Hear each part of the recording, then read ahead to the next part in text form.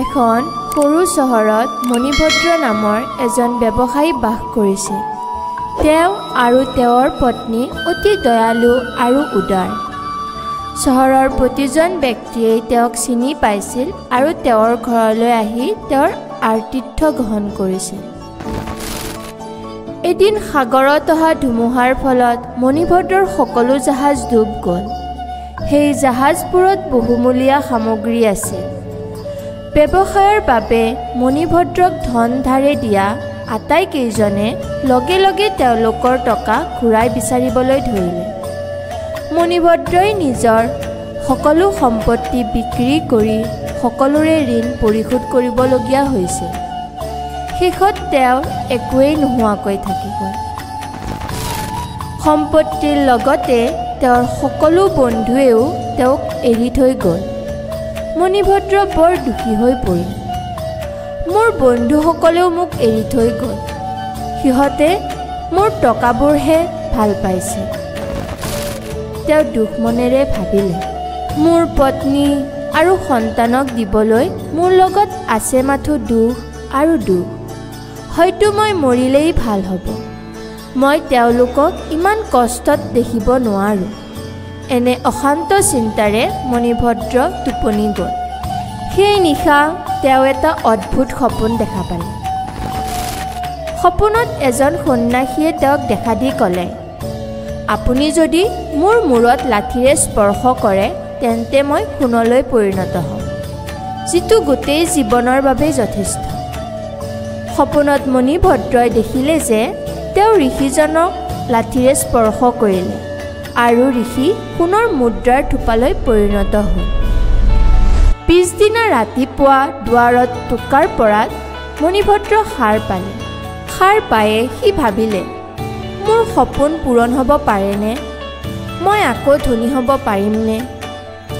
এইবোৰ ভাবি থাকোঁতেই দুৱাৰৰ পিছফালৰ পৰা তেওঁৰ ঘৈণীয়েকে মাতিলে, আপোনাৰ বাবে নাপিতজন আহিছে। সি নিজকে বুজালে, এনে সপোন বিশ্বাস কৰাটো মূৰ্খতাৰ কাম। এইটো কেতিয়াও সঁচা নহয়। তাৰ পাছত আকৌ দুৱাৰত টোকাৰ পৰিল। মণিভদ্ৰই দুৱাৰখন খুলি দিলে। নাপিতজনৰ লগতে সন্মুখত এজন সন্ন্যাসীও আছিল। তেখেতে আকৌ কথা নোকোৱাকৈয়ে একাগ্ৰতাৰে চাই আছে। মণিভদ্ৰই সপোনত দেখাৰ দৰে লাঠিডাল তুলি ঋষিৰ মূৰত চুই দিলে আৰু লগে লগে তেওঁৰ সন্মুখত সন্ন্যাসীজন সোণৰ মুদ্ৰাৰ থোপা এটালৈ ৰূপান্তৰিত হ'ল। মণিভদ্ৰ বৰ সুখী হৈ পৰিল। নাপিতজনক বহুত সোণৰ মুদ্ৰা দি সকলো গোপনে ৰাখিবলৈ ক'লে। কিন্তু সেই নাপিতজন বৰ লোভী আৰু মূৰ্খ আছিল। তেওঁ ভাবিলে, যেতিয়া সন্ন্যাসীৰ মূৰত লাঠিৰে আঘাত কৰা হয় তেতিয়া মানুহজন সোণলৈ পৰিণত হয়। এতিয়া মই ধনী হ'ম। মই চুলি কাটি ভাগৰি পৰিছোঁ। এনেকৈয়ে ভাবি তাৰ বহুত ভাল লাগিল। নাপিতজনে এটা মন্দিৰলৈ গৈ ভোজ দিম বুলি কৈ কিছুমান সন্ন্যাসীক নিজৰ ঘৰলৈ মাতিলে। সন্ন্যাসীকেইজন ঘৰত প্ৰৱেশ কৰাৰ লগে লগে নাপিতজনে সিহঁতক লাঠিৰে মূৰত মাৰিবলৈ ধৰিলে। বেচেৰা সাধুকেইজন ভয়ত পলাই যাবলৈ ধৰিলে। কেনেবাকৈ এজন সাধু পলাই গৈ আৰক্ষীক মাতিলে। আৰক্ষীয়ে নাপিতজনক ধৰি ন্যায়াধীশৰ আগত হাজিৰ কৰালে। ন্যায়াধীশে সুধিলে, আপুনি কিয় সন্ন্যাসীকেইজনক লাঠিৰে মাৰিলে?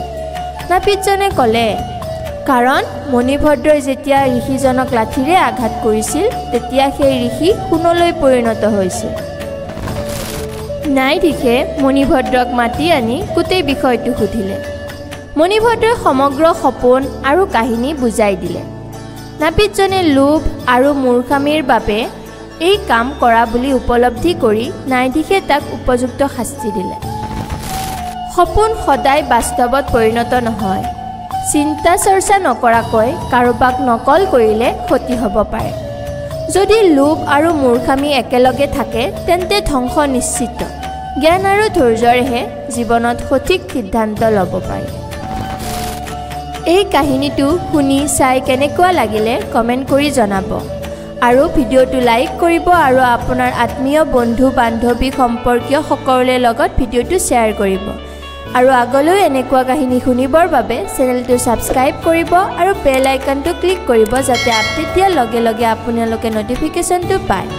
আগলৈ এনেকুৱা কাহিনী লৈ আহিম, তেতিয়ালৈকে সুস্থ থাকক, সবলে থাকক আৰু আনন্দৰে থাকক।